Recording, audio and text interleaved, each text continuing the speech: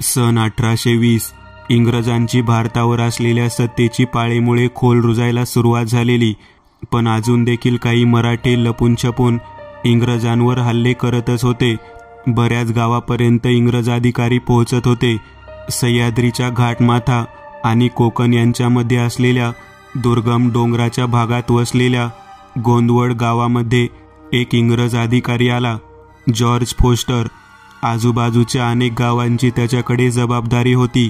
मुळात अशा गावामध्येच जास्त मराठे दबा धरून बसतात याची इंग्रजांना कल्पना होती. त्यामुळे अशा दुर्गम भागातच इंग्रजांनी लक्ष दिले होते. जॉर्ज त्या गावामध्ये आल्यावर गावाच्या प्रमुखांनी त्याला त्याच्या ताब्यातील एक छोटे घर राहण्यासाठी दिले. जवळपास 35 वय असलेला जॉर्ज हा एक तडफदार अधिकारी होता. इंग्रज असला तरी त्याने गावाच्या लोकांशी जमवून घ्यायचे धोरण ठेवले होते. त्यामुळे त्याच्या येण्याने गावकऱ्यांना काही त्रास जाणवला नाही. काही दिवसानंतर गावाचे प्रमुख धोंडीबा आणि जॉर्ज बोलत होते. धोंडीबा, या गावाच्या आजूबाजूला दूरपर्यंत जंगल आहे, मग इथे प्राणी देखील असतील ना? होय, आहेत की. रानडुकर, कोल्हे, लांडगे आणि सगळ्यात जास्त वाघ आहेत. इतके वाघ आहेत? दचकून जॉर्जने विचारले. अहो होय तर, म्हणून आजवर जंगलाच्या त्या पानवट्याच्या पलीकडं कधीच कोणी गेलं नाही बघा. का? वाघ लोकांची शिकार करतो काय? मग काय, इतके वाघ आहेत. आत गेलेल्याला सोडत्यात होय?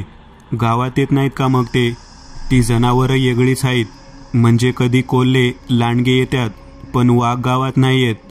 धोंडीबा, मला वाघ पाहायचा आहे. शेजारी असलेली बंदूक हातात घेत जॉर्ज म्हणाला. म्हणजे तुम्ही वाघाला मारणार होय? होय तर, मी आधी बऱ्याच वेळा वाघाची शिकार केली आहे, पण ती जनावर अशी दिसत नाही. आज जंगलात जावं लागतंय. मग चालेल की, जाऊया जंगलात. तू गावामधल्या जंगलाची माहिती असणारा एखादा माणूस दे माझ्यासोबत. जंगलाची सगळी माहिती असलेलं कोणी नाही बघा, कारण त्या पानवट्या पलीकडे काय आहे कोणाला माहीत नाही. बरं, ज्याला थोडीफार माहिती असेल असा माणूस सोबत दे. मी फक्त त्याच्यासोबत जाईन. बरेच दिवस झाले काही शिकार केली नाही. आता हात शिवशिवत आहेत. दुसऱ्या दिवशी खंडोजीला सोबत घेऊन धोंडीबा जॉर्जच्या घरी आले. खंडोजी जवळपास 25 वर्षाचा तरणा बांड गडी होता. जवळपास 6 फूट उंच, शेती आणि व्यायाम करून पिळदार झालेला देह, काळी राकड शरीरयष्टी. जॉर्ज बाहेर आला तेव्हा खंडोजी हातात फरसा घेऊन उभा होता. धोंडीबा, कोण आहे हा? जॉर्जने खंडोजीकडे पाहत विचारले. जी, हा खंडोजी. ह्याला जंगलाची थोडीफार माहिती आहे, शिवाय एकदम तडफदार आहे बघा. असं काय केलं ह्याने? त्याने एकदा एका फरशाच्या वारात लांडगा उभा कापला होता.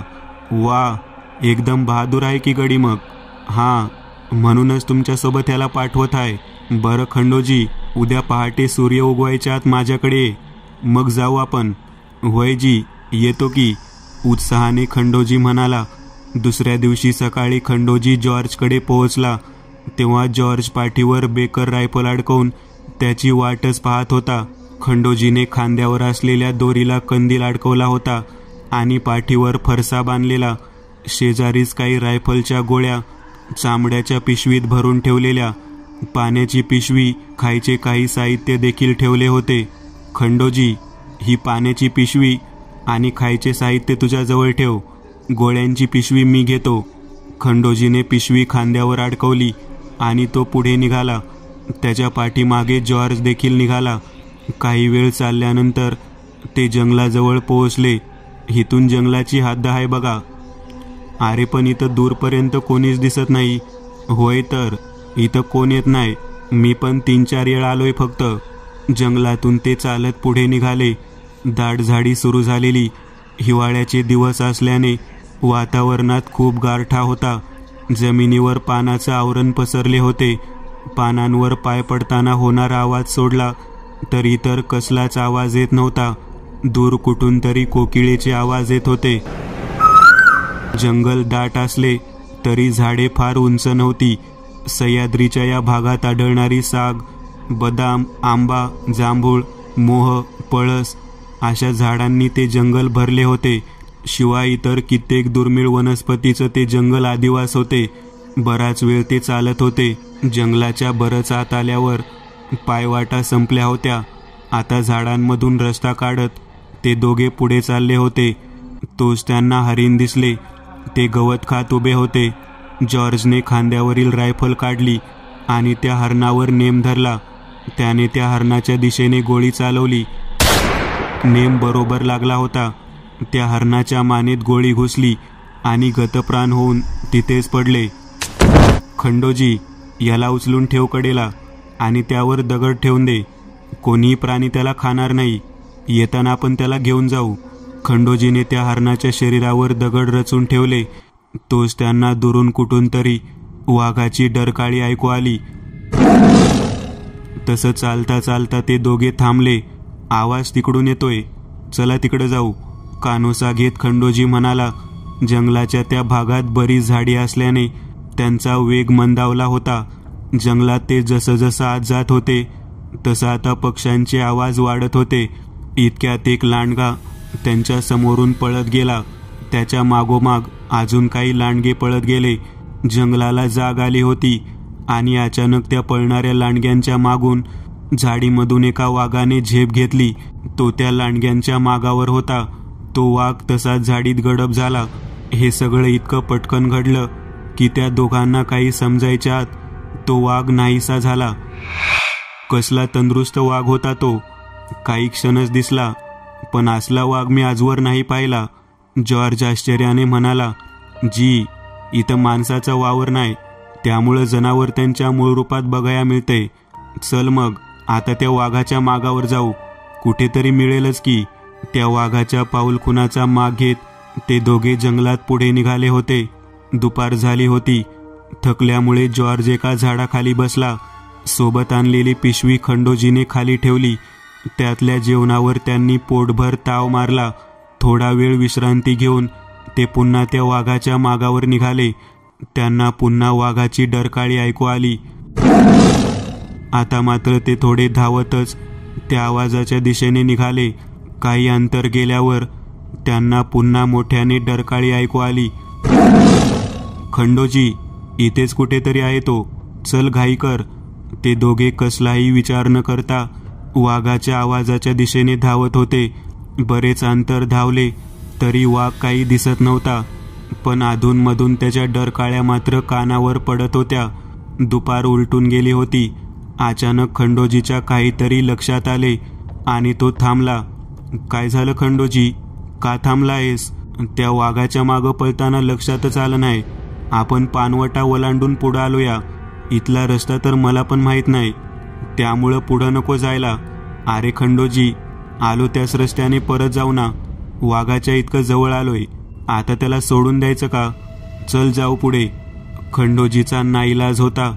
ते तसेच पुढे गेले. बराच वेळ चालल्यानंतर पण काहीच मिळाले नाही. त्यामुळे जॉर्ज थांबला आणि म्हणाला, खंडोजी, अंधार पडायला सुरू होईल आता. मला वाटते आता परत जाऊ. उद्या पुन्हा येऊ. होय जी, चला जाऊया परत. अंधारात जनावराचा सामना करणं पण अवघड जाते. ते दोघे परत फिरले, पण अपेक्षित असलेला रस्ता त्यांना सापडत नव्हता. काही वेळ चालल्यानंतर ते फिरून पुन्हा त्या जागी आले. त्यामुळे यावेळी दुसऱ्या रस्त्याने गेले.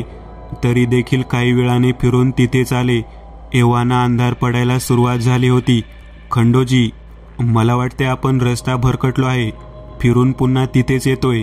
होय, आणि आता अंधार पण पडायला लागलाय. अशात रस्ता शोधणं लय अवघड आहे. मग आपण आजची रात्र इथेच काढायची का? होय, अजून काय करता पण येत नाही आता. बरं, मग जरा बरी जागा शोधू, जिथं नीट झोपता येईल. त्यांना हवी तशी जागा मिळाली. सूर्य जवळपास मावळला होता. खंडोजीने जागा साफ करताना कंदील पेटवला. जॉर्ज एका दगडावर बसून बंदूक साफ करत होता. तितक्या त्याला झाडांमध्ये काहीतरी हालचाल जाणवली. त्याने बंदुकीचा रोख त्या दिशेने फिरवला. तितक्या झाडीमधून एक स्त्री बाहेर आली. तिला पाहून जॉर्ज दचकला. खंडोजी, ती कोण आहे बघ. खंडोजीने वळून त्या स्त्रीकडे पाहिले. तिचे कपडे आदिवासी लोकांसारखे होते. तिच्या कपाळावर वेगळेच गोंधन होते. दोन्ही हातांच्या दंडावर काहीतरी आकृत्या गोंदलेल्या, पण ती विलक्षण सुंदर होती. तिच्या शरीरातून दैवी सौंदर्य झिरपत होते. तिच्या जवळ जात त्याने विचारले, कोण आहे तू? इथं काय करते? मी रखमा आहे. इथं माझ्या बासोबत राहती. तू या जंगलात राहती? म्या तर ऐकलं होतं या जंगलात कुणीच राहत नाही. होय, पण म्या खूप आधीपासून राहते इथं, गावात येत नाही कधी. त्यांचे बोलणे ऐकून जॉर्ज तिथे आला. कधीपासून राहता तुम्ही इथे? म्या माझ्या जन्मापासून इथंच आहे जी. बरं, मग आम्हाला राहायला काही मिळेल का? जरा आडोसा असला तरी बस. होय, मिळेल की. चला माझ्या मागं. खंडोजी, सामानावर आपलं. असं उघड्यावर राहणं धोकादायक आहे. ही म्हणते तिथे जाऊ. खंडोजीने सामान आवरले. तो देखील त्या रखमाच्या मागे चालू लागला. अंधार असून देखील रखमा सहज त्या वाटेने चालली होती. जणू काही ती वाट तिच्या रोजच्या वापरातली होती. जॉर्ज आणि खंडोजी मात्र कंदिलाच्या उजेडात कसंबसं ठेच काढत चालत होते. काही अंतर चालल्यावर समोर त्यांना शेकोटी दिसू लागली. तिथे झोपडीसारखं काहीतरी होतं. बाजूलाच एक दगडी कपारीने बनवलेली गुहा होती. गुहेजवळ थांबत रखमा म्हणाली, तुम्ही बसा इथं, मी आलेच. खंडोजी दगडाला टेकून बसला होता. हातात कंदील घेत जॉर्ज आजूबाजूला पाहू लागला. तिथे निरनिराळी झाडे होती जी त्याने याआधी कधीच पाहिली नव्हती. त्यांना एक वेगळाच प्रकारचा वास येत होता. त्याचे लक्ष झोपडीच्या पलीकडे असणाऱ्या झाडाकडे गेले. ते झाड अंधारात चमकत होते. ते झाड नक्की कशाचे होते हे त्याला समजले नाही. तो त्या झाडाजवळ गेला. आजवर त्याने असे झाड पाहिले नव्हते. काय बघताय झाडामध्ये? रखमा म्हणाली. दचकून जॉर्जने मागे पाहिले. तू कधी आली? तुम्ही झाडामध्ये हरवला होता तवाच. कसलं झाड आहे हे? आणि हे चमकत का आहे? हे अरण्याक्ष आहे. त्यावर एक वेगळं शेवाळ येतंय आणि ते शेवाळ रात्रीचं चमकतं. हे नाव मी पहिल्यांदा ऐकलं. असलं झाड पण पाहिलं नाही कधी. रखमा काहीच बोलली नाही. तिने काही कंदमुळे आणली होती. ते दाखवत म्हणाली, तुम्ही त्या गुहेत बसा आणि हे खाऊन घ्या. रखमा आत गेली. कंदमुळे घेऊन जॉर्ज त्या गुहेत जाऊन बसला. गुहा छोटी होती आणि साप देखील. कंदमुळे खाऊन तो तसाच टेकून बसला. जवळच खंडोजी बसला होता. तो म्हणाला, म्या झोपतो आता, तुम्ही पण झोपाजी. तो तसाच दगडाला टेकून झोपला. जॉर्ज त्या झाडाकडे पाहत बसलेला.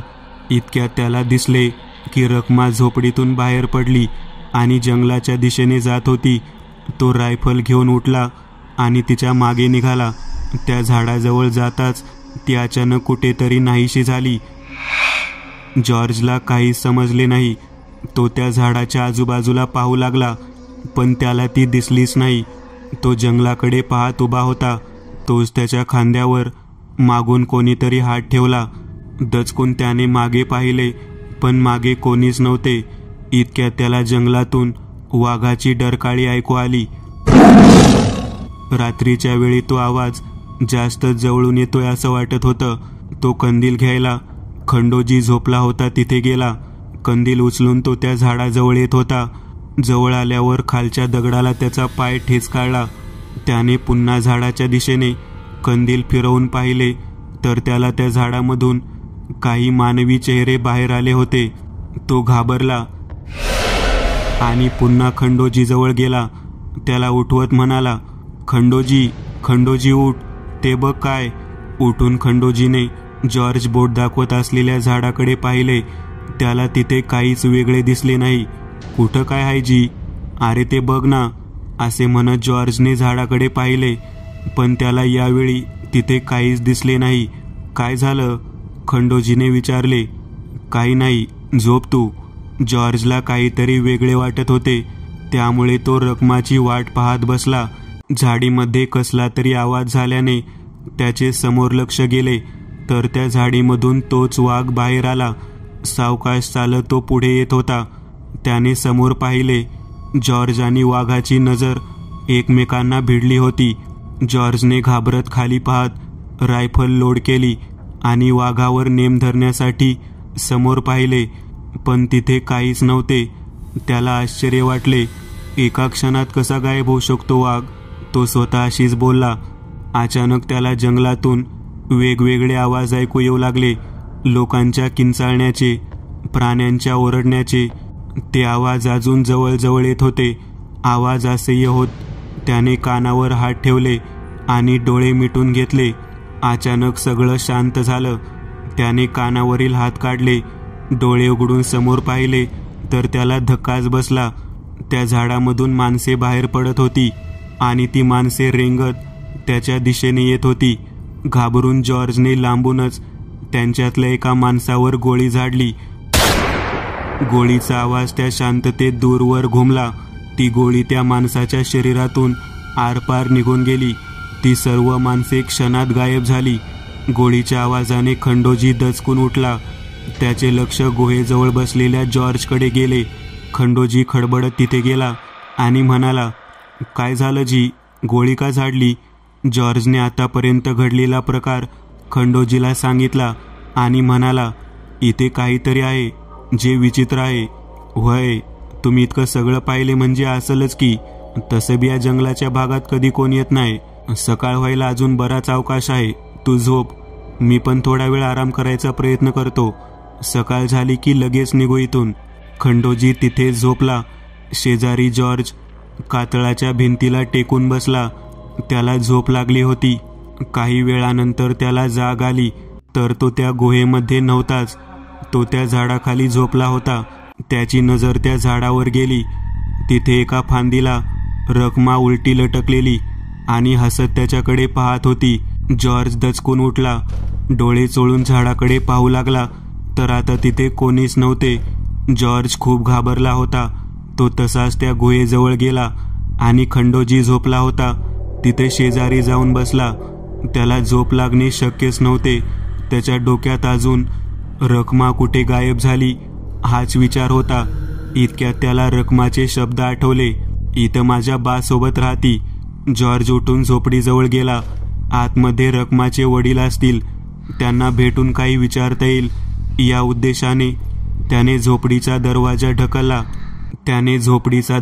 आत ढकलला. आत काही सामान होते. एक खाट देखील होती. त्यावर अंगावर घेऊन कोणीतरी झोपले होते. एक कंदील झोपडीच्या मधोमध अडकवला होता. त्याला अंदाज आला तेच रखमाचे वडील असतील. आधी त्याला वाटले त्यांची झोपमोड नको करायला, पण त्याच्या मनात रखमाबद्दल उत्सुकता होती. बराच वेळ ती दिसली नव्हती, त्यामुळे तो खाटेजवळ गेला. त्याने त्या झोपलेल्या व्यक्तीच्या चेहऱ्यावरून पांघरून काढले. समोरील दृश्य पाहून त्याचा भीतीने थरकाप उडाला. तो घाबरत मागे सरकला. तिथे कोणी व्यक्ती नव्हतीच, तर तिथे तेच हरीण होते जे त्याने मारले होते. ते हरीण रक्ताने माखलेले. त्या हरणाचे ते मोठे डोळे जॉर्जवर रोखलेले. तो घाबरत मागे फिरला. तोच त्याचे लक्ष दाराकडे गेले. तिथे रखमा उभी होती. तिने पांढऱ्या आणि सोनेरी रंगाची साडी नेसली होती. केस मोकळे सोडले होते. हातांमध्ये बांगड्या भरलेल्या. ती एक लावण्यवती भासत होती. जॉर्ज काही वेळ तिला पाहतच राहिला. काही बोलायचे त्याला भानच राहिले नाही. ती चेहऱ्यावर एक रेषाही न हलवता म्हणाली, काय पाहताय तिकडे? माझा बा हाय का तेच ना? थोडासा भानावर येत जॉर्ज म्हणाला, हे सगळं काय आहे? ते हरीण? कुठला हरीण? रखमाने काही न समजल्याच्या आविर्भावात विचारले. ते बघ ना, ते खाटेवर. जॉर्ज तिकडे पाहत हे बोलतच होता, पण खाटेवर हरीण नव्हतेच. तिथे अंगावर घेऊन कोणीतरी झोपले होते. तुम्हाला काही होतंय का? माझा बा आहे तो, त्याला हरीण म्हणता? डोक्याला हात लावत थोडासा गडबडून जॉर्ज म्हणाला, मला वाटते काहीतरी वेगळं घडतंय इथे. मला समजत नाहीये काय चाललं आहे. ते दोघे झोपडीमधून बाहेर आले. रखमा म्हणाली, तुम्ही थोडं झोपा म्हणजे बरं वाटल. म्या हाय इथं झाडाजवळ. जॉर्ज पूर्ण गोंधळला होता, पण रखमाचे ते विलक्षण सुंदर रूप त्याच्या नजरेसमोरून जातच नव्हते. तो गुहेकडे जाताना रखमाकडे पाहायला मागे वळला तर त्याला तिथे वाघ दिसला, जो झाडाकडे चालला होता. आता मात्र जॉर्जचे संतुलन ढासळत होते. त्याला काही समजत नव्हते. वाघाला मारण्यासाठी तो धावतच रायफल घ्यायला त्या गुहेजवळ गेला. त्याने रायफल घेऊन मागे पाहिले तर तो वाघ चालत त्या झाडामागे गेला. यावेळी जॉर्ज निश्चय करून उठला. त्याने रायफल लोड केली आणि समोर धरून तो सावकाश त्या झाडाजवळ गेला. हळूहळू कडेने त्या झाडामागे वाघ दिसतोय का ते पाहायचा प्रयत्न केला, पण त्याला वाघ दिसत नव्हता. तो झाडापासून समांतर अंतर ठेवत अजून पुढे गेला तर तिथे झाडाखाली रखमा बसलेली. जॉर्जला पुन्हा धक्का बसला. रखमाने जॉर्जकडे पाहिले. ती विचित्र हसत होती. तिच्या जवळ जात जॉर्ज म्हणाला, आता मी ते वाघ पाहिला जो झाडाजवळ येत होता. कुठे गेला तो? काय वाघ? काय बोलताय जी? इथं वाघ? मी तर नाही पाहिला. काय होतंय मला समजत नाहीये. आधी गोष्टी दिसतात आणि मग त्या नाहीशा होतात. माझं डोकं गरगरत आहे. अचानक रखमा हात पुढे टेकवत गुडघ्यावर आली. तिचे कमरेपासून मागचे शरीर वाघाचे बनले आणि पुढचे शरीर तिचेच होते. हे दृश्य पाहून तर जॉर्जची दातखिळी बसली. रखमा पुढे सरकत होती. तिच्या दातांचे सुळे मोठे झाले होते. ते ओठांवरून खाली येत होते. जॉर्जने घाबरत विचारले, कोण आहेस तू? ती फक्त गुरगुरत होती. घाबरतच जॉर्जने तिच्यावर गोळी झाडली, पण तिला काहीच झाले नाही. ती गोळी तिच्या चेहऱ्याला धडकून खाली पडली. त्या आवाजाने खंडोजी मात्र जागा झाला. त्याने इकडे तिकडे पाहिले. त्याचे लक्ष झाडाकडे गेले. तिथे हातात रायफल घेऊन उभा असलेला जॉर्ज त्याला दिसला आणि समोर त्या विचित्र रूपात असलेली रखमा देखील. खंडोजी लढव्या होता. तो घाबरला नाही. हातात फरसा घेऊन तो तिकडे धावला. तो त्या दोघांच्या अगदी जवळ पोहोचला. तोच रखमाने त्यांच्याकडे पाहिले. तो जागच्या जागी खिळून उभा राहिला. त्याला हालचाल करता येत नव्हती. हे सगळं पाहून घाबरत जॉर्ज म्हणाला, तू कोण आहे? रखमाने हसत उत्तर दिले, मी आरण्याक्षी. आम्हाला का असं करते तू? तू माझ्या जंगलातल्या प्राण्याला मारलं. मी तुला का सोडू मग? हे माझं जंगल आहे. इथली प्राणी बी माझंच आहे. मग मी वाघ बनेल नाही तर अजून काय? तुला वाघ मारायचा होता ना, मार की आता. जॉर्जने पुन्हा एक गोळी चालवली, पण त्याचा नेम चुकला. तितक्यात आरण्याक्षी म्हणाली, म्या तुला आधीच मारू शकली असती, पण तुला तुझ्या चुकीची जाण व्हायला पाहिजे होती, म्हणून तुझ्यासोबत हे खेळ खेळली. जॉर्ज प्रचंड घाबरला होता. त्याला रायफल देखील पकडता येत नव्हती. इतक्यात आरण्याक्षीने त्याच्यावर झडप घातली. त्याला खाली पाडला. त्याचा गळा पकडून त्याला ओढत त्या झाडाजवळ घेऊन आली आणि अचानक ती त्याला घेऊन त्या झाडात गडप झाली. हे सगळं पाहत असणारा खंडोजी ते पाहूनच बेशुद्ध पडला. सकाळी खंडोजीला जाग आली. तो त्या गुहेजवळच होता, पण तिथे ती झोपडी वगैरे काहीच नव्हते. फक्त ते झाड तिथेच उभे होते, एका सामान्य झाडासारखे. खंडोजी उठला. त्याने दिशेचा अंदाज घेतला. गाव कुठे असेल याचा अंदाज आल्यावर तो पळू लागला. कितीतरी वेळ पळाल्यावर त्याला जंगलामधून बाहेर जायचा रस्ता दिसला, जो त्याच्या ओळखीचा होता. त्या रस्त्याने तो धावतच निघाला. त्याच्या पायाला कितीतरी जखमा झाल्या होत्या. त्यातून रक्त पडत होते, पण कशाचेच त्याला भान नव्हते. तो जंगलाबाहेर येताच बेशुद्ध होऊन कोसळला. दुसरा दिवस उजाडला तरी खंडोजी आणि जॉर्ज आले नव्हते. त्यामुळे गावातील काही लोक त्यांना शोधायला जंगलाच्या दिशेने निघाले होते. तोच त्यांना तिथे खंडोजी पडलेला दिसला. ते लोक त्याच्या जवळ गेले. तो बेशुद्ध अवस्थेत देखील बडबडत होता, आरण्याक्षी, आरण्याक्षी. ते लोक त्याला घेऊन घरी आले. त्या दिवशी संध्याकाळी खंडोजीला शुद्ध आली. गावातल्या सर्वात कणखर माणसाची अशी अवस्था पाहून लोक देखील थोडे घाबरले होते. काय झालं खंडोजी? कुठं होता तू? साहेब कुठं आहे? कोंडाजीने विचारले. ते त्यांना आरण्याक्षी घेऊन गेली झाडात. काय बोलतोय तू? खूळ लागलं काय? खंडोजी उठून बसला. त्याने घडलेला सगळा प्रकार गावातल्या लोकांना सांगितला. याआधी देखील जंगलात गेलेली काही लोक अशीच गायब झालेली, जी परत सापडलीच नाही. त्यामुळे खंडोजीच्या बोलण्यावर सगळ्यांचा विश्वास बसला. पण ती कोण होती हे नीट समजलं नाही कोंडीबा. खंडोजी म्हणाला, एक काम करू, आपल्या त्या टेकडीवरल्या देवळात गेल्या काही दिवसांपूर्वी केशवस्वामी आला आहेत. कित्येक वर्ष सिद्धी मिळवून ते गावोगाव फिरून लोकांच्या समस्या सोडवतात. आपण त्यांना हा प्रकार सांगू, ते नक्कीच काहीतरी सांगतील. दुसऱ्या दिवशी सकाळी गावचे काही महत्त्वाचे लोक आणि खंडोजी त्या टेकडीवरच्या मंदिरात गेले. तिथे केशवस्वामी बसले होते. कोंडाजीला पुढे पाहून ते म्हणाले, काय कोंडाजी, काय म्हणतोय गाव? आम्हाला तुमची थोडी मदत पाहिजे होती. कसली मदत? खंडोजीने घडलेला सगळा प्रकार घाईघाईमध्ये केशवस्वामी यांना सांगितला. अरे हो सावकाश, तू इतक्या घाईमध्ये सांगितलं. आता मी विचारतो ते परत सांग. त्या स्त्रीचे तू वर्णन केले ते पुन्हा सांग. तिच्या कपाळावर, हातावर कसली चिन्हे गोंदली होती? कपाळावर झाडासारखं काहीतरी चिन्ह होतं आणि हातावर 3 पानं असलेलं काही चिन्ह होतं. आणि ती रूप बदलू शकत होती? होय, म्हणजे मी स्वतः पाहिलं ते. ती आरण्याक्षी होती, म्हणजेच वनस्पती यक्षिणी. म्हणजे हे काय असतं आता? यक्षिणीचे अनेक प्रकार असतात, हा त्यातलाच एक प्रकार. अशी यक्षिणी जी एखाद्या झाडामध्ये वास करते.